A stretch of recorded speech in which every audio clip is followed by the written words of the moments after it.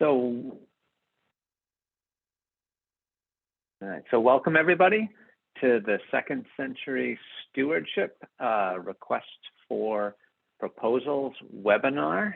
I'm Nick Fisicelli with Stewardship Institute, and glad you guys are all joining us today. You can just keep yourself muted. You can keep your camera off for now. You can use the chat to ask questions, and we'll have an opportunity at the end of the webinar for you to come off of mute and ask some questions or just enter them into the chat.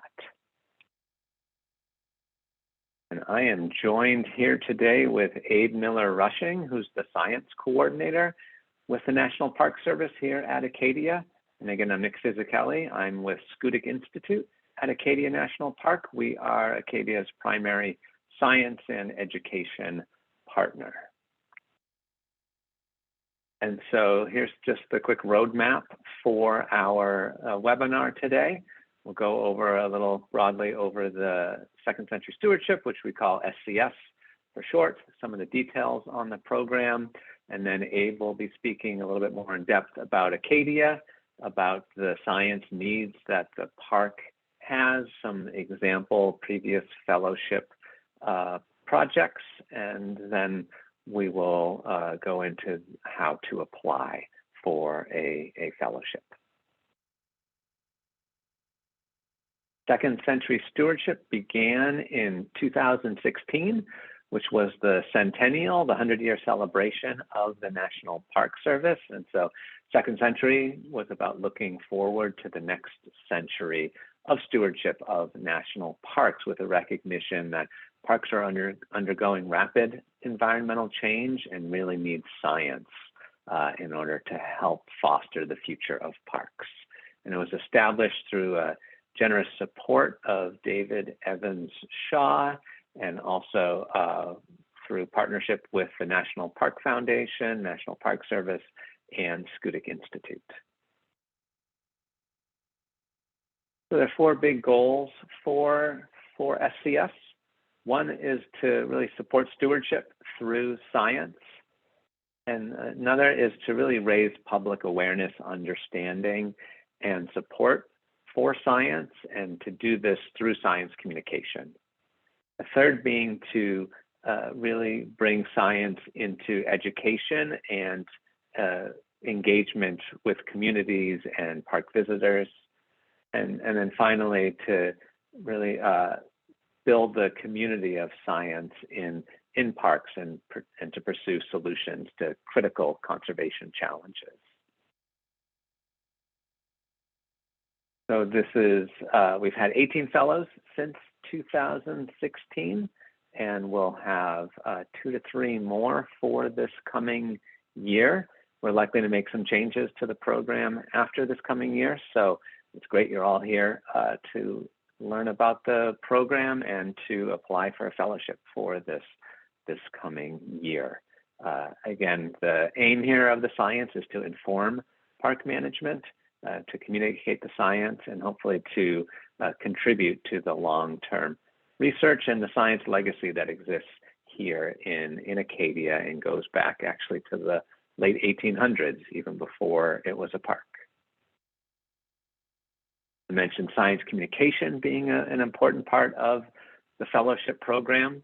And as part of the fellowship program, there is science communication training that is included, and some guidance and help with connecting and communicating on various types of platforms. It could be through print, through radio shows, through interviews, through park interpretive programs. There's a lot of different ways and opportunities to connect with the 4 million visitors at Acadia and the 400 million across the whole national park system. And so this is a great way to share your science and share how the science is helping to support stewardship of Acadia.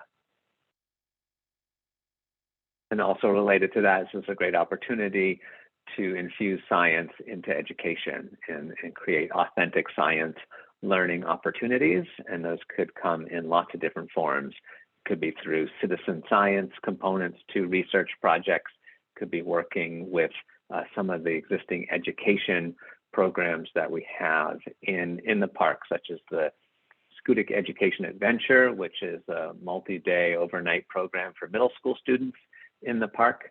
There's also teacher workshops and teacher training, such as the Acadia Teacher Fellows, and lots of other opportunities as well to leverage park science to enhance education. And again, on this pursuing solutions piece, there's opportunity to bring insights from your research to inform management here in Acadia, but beyond as well. And we are trying to actively build this community of science here in Acadia, and there's opportunities through workshops such as the annual Acadia Science Symposium. All right, next up we have the nuts and bolts, just a little bit more detail on the fellowship program. So who should apply? The answer is you should apply. Really, anyone can apply who is at least 18 years of age and is not an employee of the National Park Service or Scudic Institute. And you also have to be legally in this country.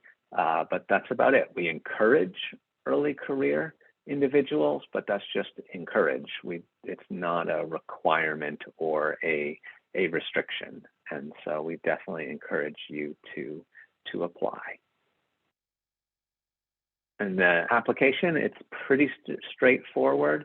The request for proposals, the RFP, has the full details, so please look at that. But it's pretty standard, title, abstract. We do have a communication narrative, which is just an opportunity for you to share your interest in communicating science with us and letting us know about your interest. We don't expect that you already are an expert communicator. You might be, and that's great, but there's no requirement for that. We're just looking to gauge your level of interest in science communication. And then the proposal has a 3-page project narrative and a budget and justification that's less than 2 pages or up to 2 pages. The funding we offer for this, it's a budget of up to $2,000 for the total award, and this can be spent over 1 to 2 years.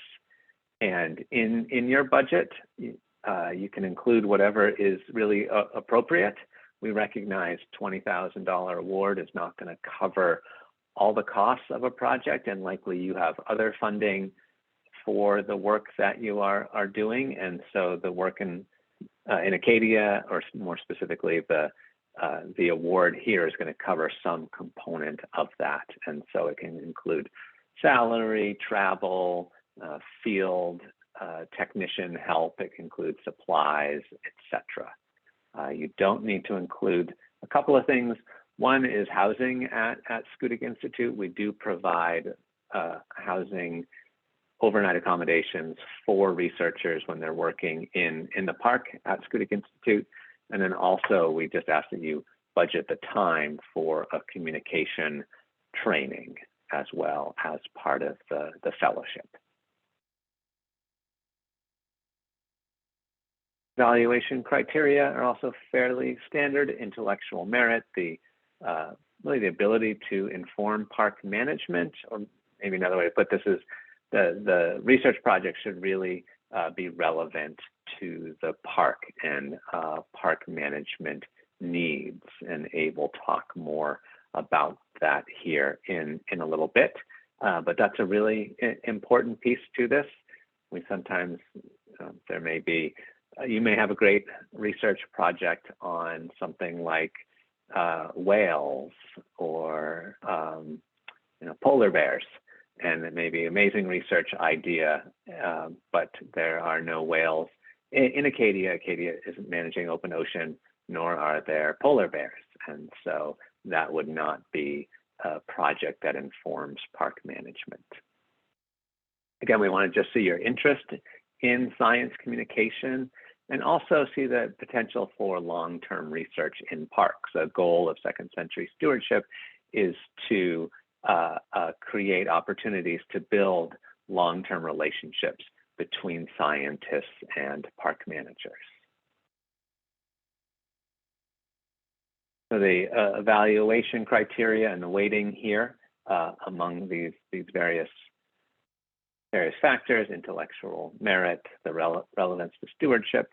One of the pieces here, qualifications of the applicant, is the last one on the list here, and it's not weighted as high as some of the other things. And the reason for that is we recognize that scientists are at different places in their careers, and so a PhD student is going to have a different CV than a faculty member or somebody at a different point in their career path. And so we recognize that, and we won't be penalizing people because they don't have as many publications in their CV or the same level of experience. Really about the ideas of the research, the relevance to management and science communication and contribution to long-term research in the park. Reporting is pretty easy, I would say, overall for this. There's annual reports, there's a final report. We definitely want to see communication products, but we have designed this fellowship so it is not onerous in reporting requirements. And there'll be more details on that, both in the RFP and beyond for fellows. COVID-19, we still have to have this slide in our webinar. What, 2.5 years into the pandemic, we recognize COVID has created lots of uncertainties. We will work with you, be flexible, we will be flexible too, and help make sure that you can get your research done safely in the park.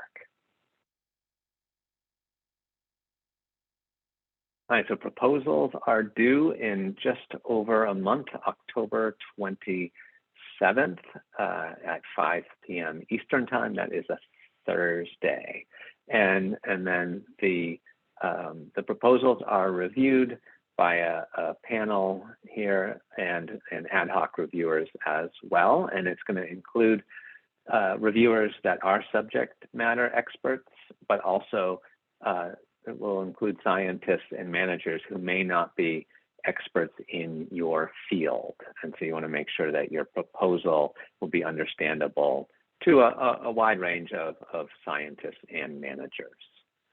And then we make the notifications of awards in spring of 2023. All right, with that, I'm going to transition over to Abe to talk about Acadia National Park.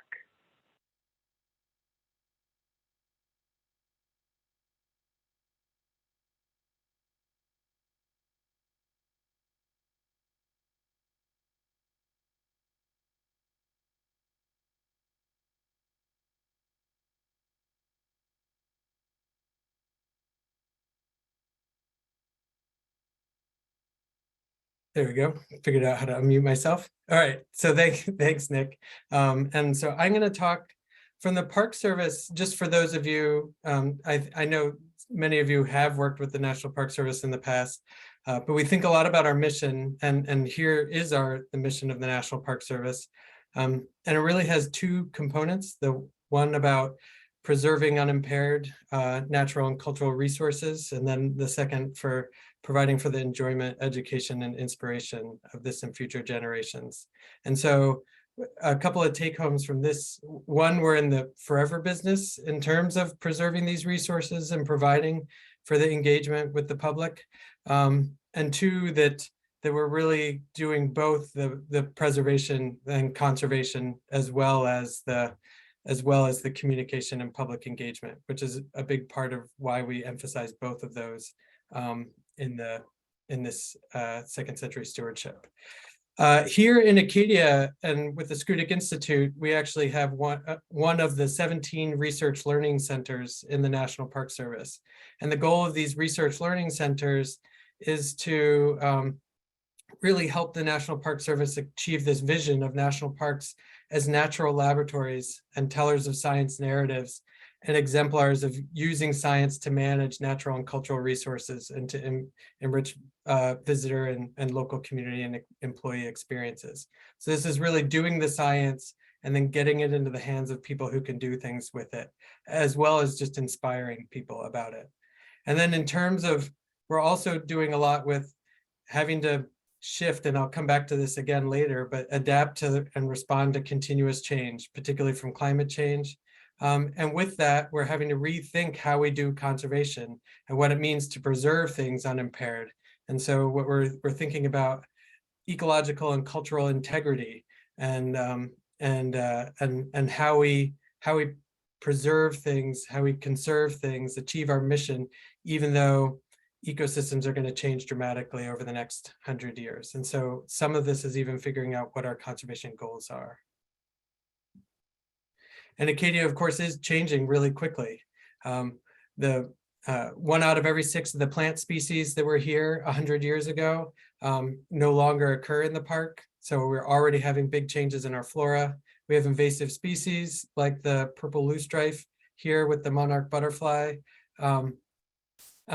We're largely effectively managing our invasive species, but our invasive plants, but that's a big something we invest a ton in. We have diseases like Lyme disease, tick-borne diseases, mosquito-borne diseases moving up from the south, seabird populations changing, water quality changing as we rebound from acid rain and mercury pollution, storm surges. And also we have, it's not just the conservation of resources that's dependent on this. There are people who make their livelihoods off some of these ecosystems, like clam harvesters and marine worm harvesters and the like. So there's a lot of opportunity, or there's a lot of changes happening here, and there are big impacts of these changes. And we're really shifting our approach to management and science. As I mentioned, as a result of climate change, we can't manage resources the way we used to, kind of very stovepipe, very focused, discipline by discipline. Instead, we really have to think about the whole socio-ecological system.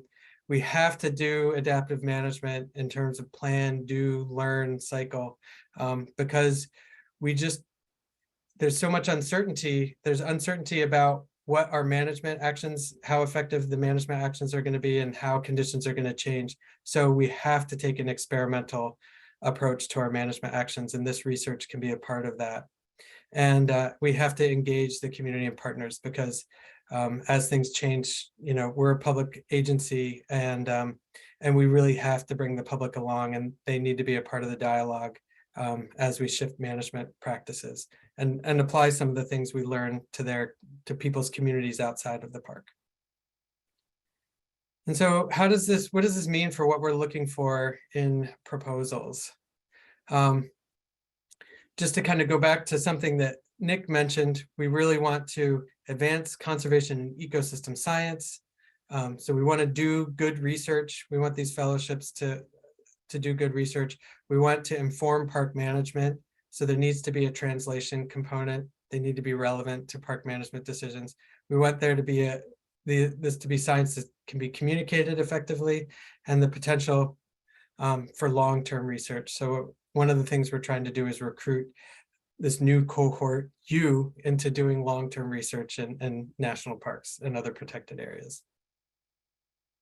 And so we're looking for all kinds of topics. So it really spans the gamut of topics. So from citizen science to conservation, economics, genomics, historic preservation. We really encourage interdisciplinary or cross-disciplinary work. So really, if you have questions about whether your topic that you're interested in is relevant, it probably is, but feel free to email us and ask too. But we really are looking for your expertise on what's the important things to study. And successful proposals will have a lot of potential to inform kind of responses to change in socio-ecological systems. Again, address priority information needs, not only for Acadia, but things that are relevant to other locations too. So we don't want it to just be too specific to Acadia. We want your budgets to be cost effective and reasonable and achievable. We want you to be able to actually achieve what you propose to do with the budget, with the project budget. And then we want you to provide evidence that that you are committed to connecting your research to management and communicating. You don't necessarily have to have a lot of experience in the past doing that, but you have to kind of show signs that this is a big interest of yours going forward. And so great ideas. Some people kind of think that parks don't allow a lot of things in terms of research, but we do allow kind of surprising amount of stuff. So we have restoration and climate adaptation experiments that you can do. So you can test methods for restoration or climate adaptation here. You can test management actions that influence human behavior. Like we have a long history of research around keeping people on trails or changing how people manage their trash or other things in terms of human behavior in the park.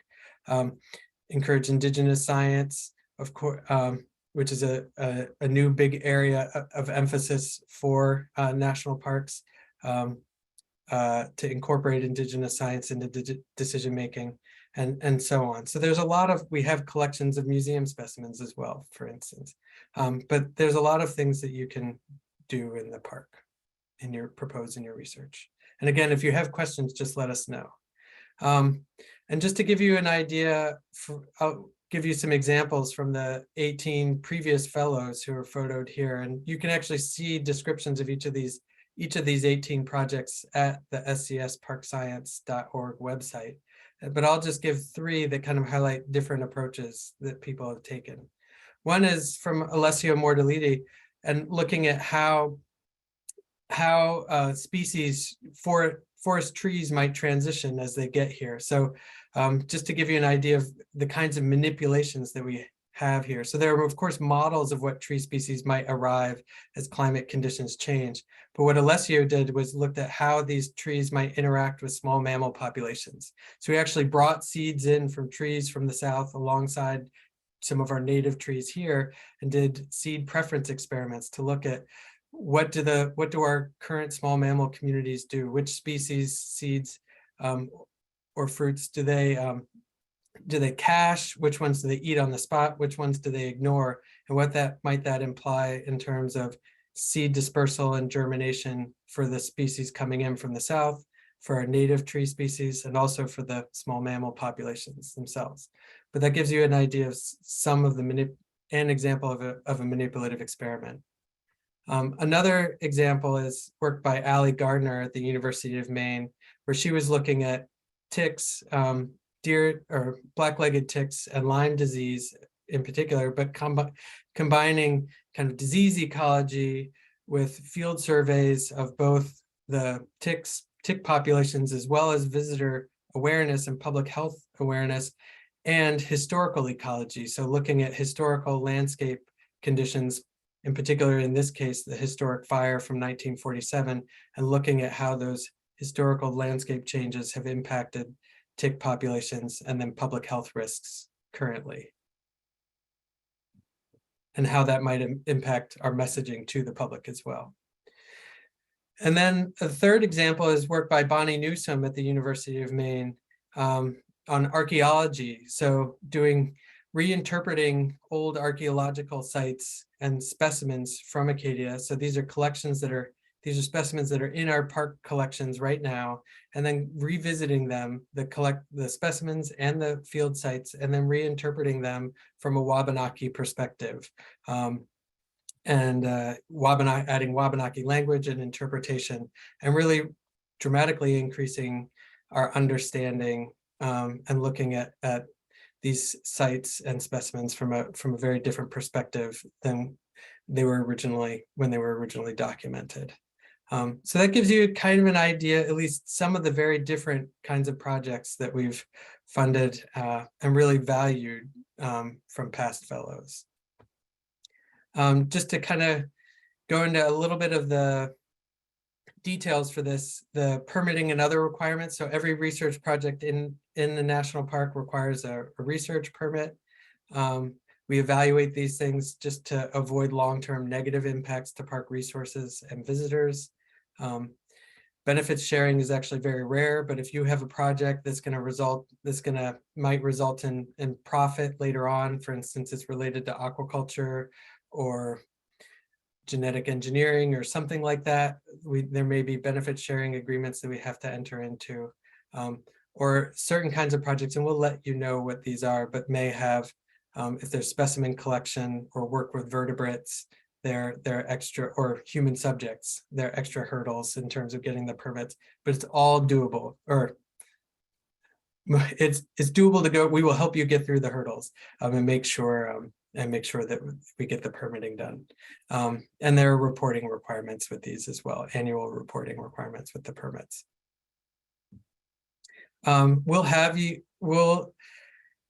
All the fellows will be paired with mentors, and so there will be ample opportunity to connect with managers in terms of park staff, both before the field work happens on the ground, to maybe tweak sampling design to help it apply to management, and really up from the people who know the landscape best, and then also to facilitate interactions or how it informs with park management plans. And we'll also there will also be lots of opportunity for interaction with education and communication experts to help get the message out. We ask that you plan to budget about 80% or 80 hours of your time during the project for education and communication related activities. And so you should, in terms of time management, and also in terms of make sure that you're covered in terms of salary for that time. And then activities, in terms of communication activities, our experts will work with you to develop plans that are really appropriate for your project. Could be working with teachers, could be working with interpretive programs or videos or social media, or a variety of different ways of communicating that's particular to your project. And there will be a communication workshop that you'll be invited to attend. And I think with that, I'm going to hand it back to Nick to finish up and go over how to apply.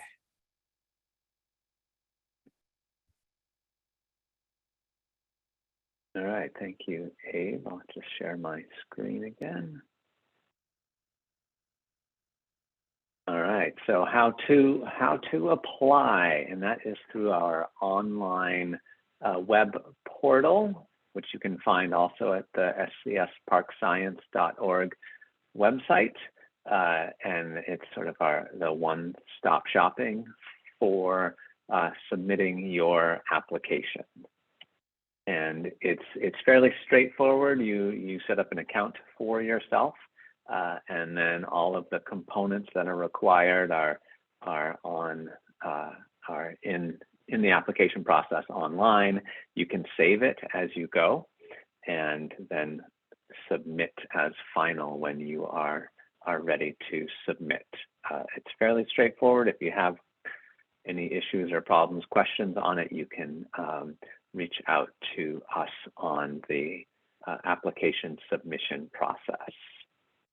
And you can find us here if you have questions about that process. You can email us at scsparkscience@schoodiginstitute.org, and that email address is also on the RFP, and you can find it also on the website, which again is scsparkscience.org. There's a few others here as well. You can go to the nps.gov/ACAD,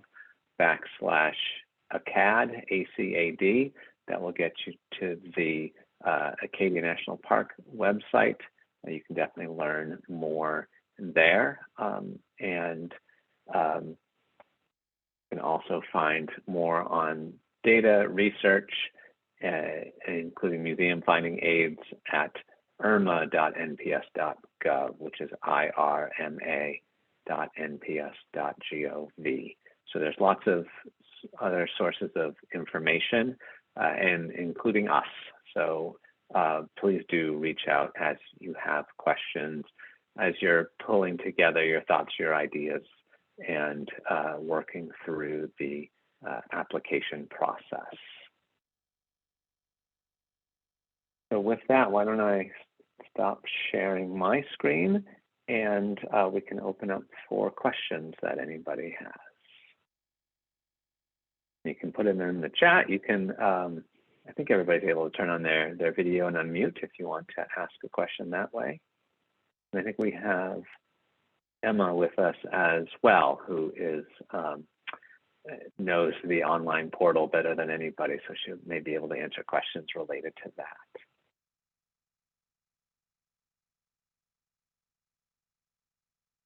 And Emma added in the chat that we do have on October 19th, the upcoming Acadia Science Symposium. And so you are all strongly encouraged to attend. It'll be a hybrid meeting, so there is an in-person option, but there's also a remote option for that. In person, it'll be on the Schoodic Institute campus. And actually, there'll be an evening lecture the night before on the 18th by a previous second century stewardship fellow, Stephanie Sparrow.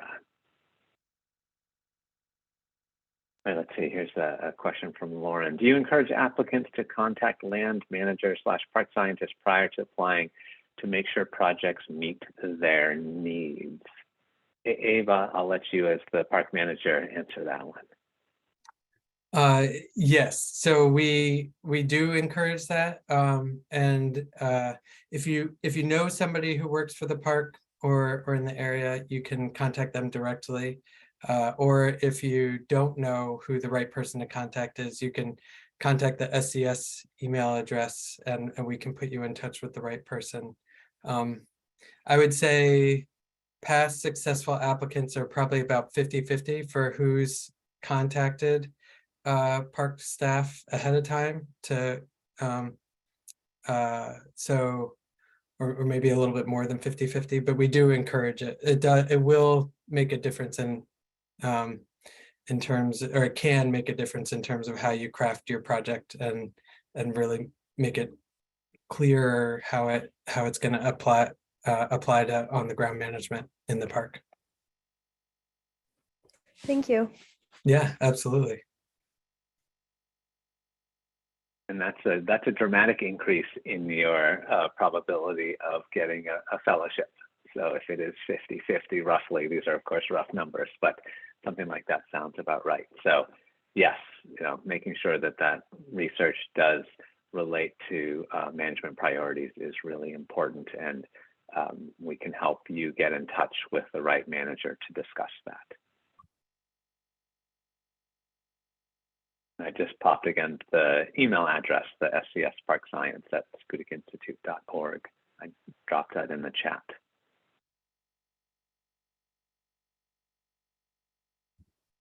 Any other questions that folks have today?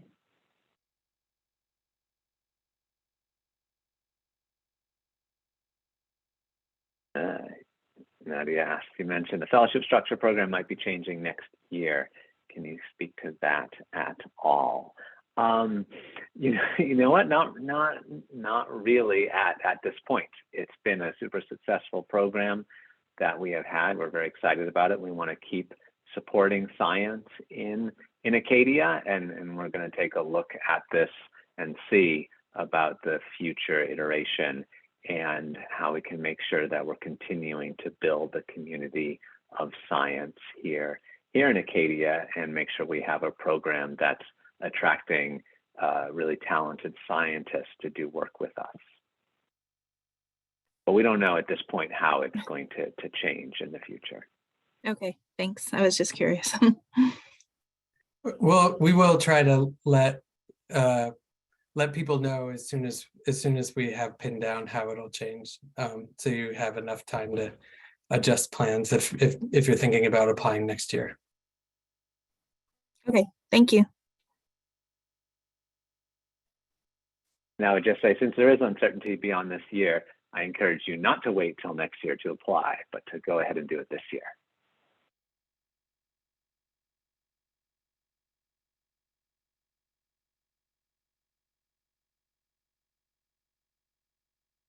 There's a question here from Lucy about anticipating graduating with our master's in August 2023. How would it affect the fellowship?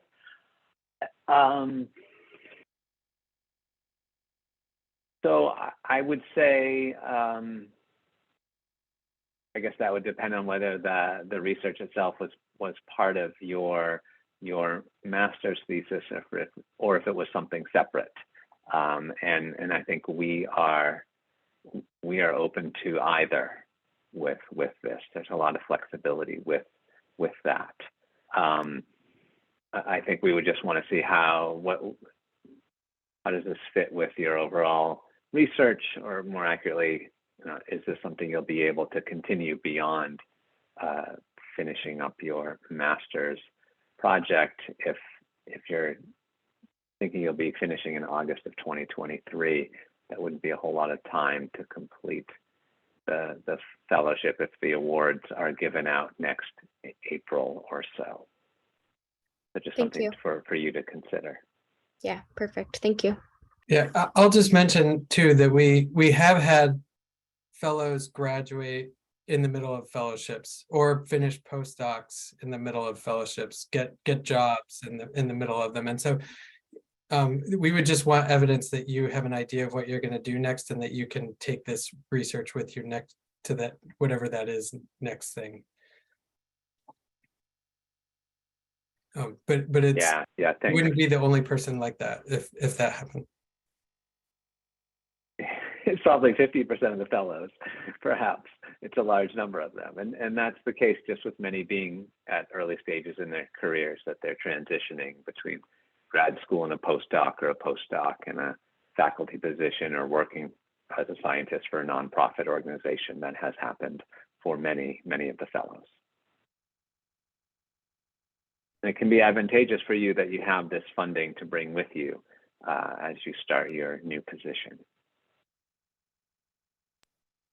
I had one additional question. I noticed on one of the slides you mentioned, or it said something about multi-park projects. So wondering if you could speak to that a little bit. Like, should the focus of the research still be on Acadia, but there's opportunity to do projects that connect, species, or, overarching idea between multiple parks? Yeah, Abe, do you want to take that? Sure. The focus does not have to be Acadia. We've had multi-park projects in the past. One of a recent fellow was looking at changes in sea star, disease ecology and abundance in Acadia and the Boston Harbor Islands and Cape Cod National Seashore. And so I think the field work really happened in all three parks, and so it was really focused at getting a full Gulf of Maine wide perspective. We were more invested in terms of helping to communicate the project, but I think all three of the parks really engaged with the project and are going to apply the results. And there are other people who have proposed, and this is a fine thing to do too, is, you have a project happening in other national parks or other protected areas or whatever, and you want to add Acadia as a component of that, as a new field site, and use this fellowship to do that. And that's totally fine and appropriate too. So either one of those, or if you have another idea for how you'd like to think about a multi-park project, we'd be glad to talk about it. And I will say that we really do like multi-park projects. With $20,000, it's hard to do because it's not a ton of funding to be able to support that. But we really do like it when, and the reviewers like it when they see that, because the impact can be obviously bigger beyond the park, beyond Acadia. Great, thanks so much. I actually know Melina. She works at the museum with me, so I'll ask her about her proposal. Yes, absolutely. You can definitely talk to her about it. Great. There's a question from Adam about additional resources besides housing and communication training, like logistical support, connection to potential volunteers of vehicles, etc. That's a good question, Adam. Certainly on the volunteer piece, there could be, depending on the type of research, we can definitely help with that in connection to others, citizen scientists that may be able to help contribute to a project. Vehicles, no, that's not something we have available right now. Abe, other thoughts on the additional supports that we can provide? I would say it's hard to rely on the logistical support in your budget. But oftentimes, like if it works out for schedules and whatnot, there are often times where our staff will actually go out into the field with some of the fellows from time to time and so there can be some types of logistical support with that. And we can, again, I can't guarantee it, but there are ways if you need to deploy like remote sensing kind of equipment, we may be able to help monitor or otherwise, change batteries or something. And can't guarantee that, but if you do think you need that, ask us and we can let you know if that might be possible. Great, thank you. Yep. And we do have some seasonal interns and some other fellows as well that work especially during the summer months in the park, that might be able to help with some of those things, like Abe mentioned, with deploying some sensors or with going back to download data from sensors. Question from Mo, are we able to layer this funding with funding already provided by NPS? I'm not sure we've had that question before. That's a good one. The answer is yes. Yeah, absolutely. You can, we assume you have likely funding, maybe not, but you may have other sources of funding that are supporting this work that you are doing. And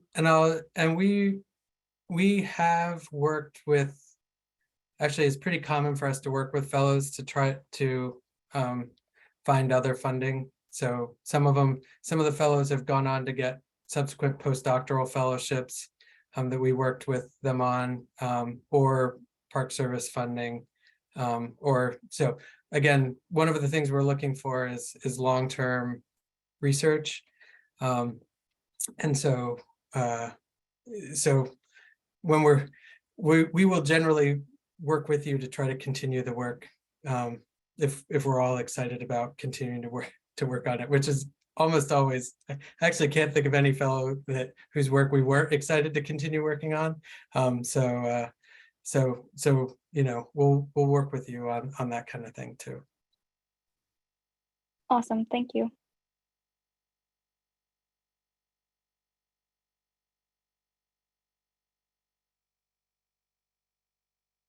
Right, these are all very good questions, and you may have other questions come up as you're brushing your teeth tonight, or while you're sleeping. You may be dreaming about SCS and a question will come up. So don't hesitate to reach out. We're happy to help answer those questions. All right, with that, I think we can wrap up. Anything else, Abe, that you wanted to add? Well, I'll just mention that we will be posting the recording of this if you want to come back to it. And if you know anybody who's interested and couldn't be here today, feel free to let them know as well.